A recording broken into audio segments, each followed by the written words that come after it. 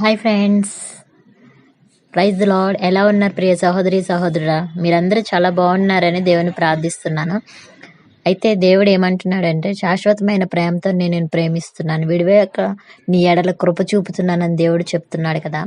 అయితే మనం శాశ్వతమైన వాటిపై మనసు నిలపాలంటే, ఆ విధంగా ఉన్నవారం మనం నిలిపి ఉంటే పరిశుద్ధులుగా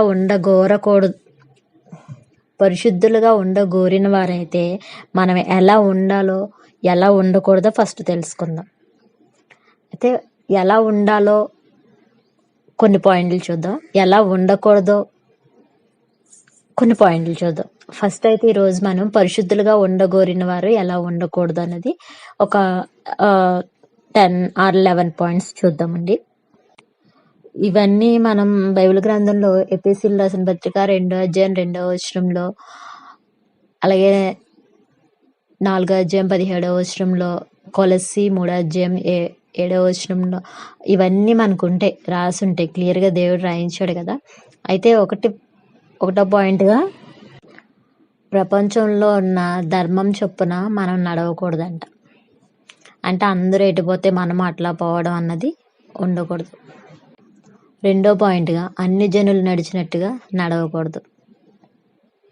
దేవునికి నడిచినట్టుగా మనం నడిస్తే దేవునికి ఇష్టంగా ఉంటాం. మూడో పాయింట్, చీకటి కార్యాలలో మనం నడవకూడదు. 4వ పాయింట్, అజ్ఞానుల వల్లే నడవకూడదంట. 5వ పాయింట్, పోకిరీ చేష్టలకు దూరంగా ఉండాలి. 6వ పాయింట్, అల్లరితో కూడిన ఆటపాటలతో మనం నడవకూడదు. 7వ పాయింట్, త్రాగుబోతుల విందుల్లో పాలు పంపులు పొందకూడదు. 8వ పాయింట్, దుష్ట సాంగత్యంలోనికి మనం వెళ్ళకూడదు.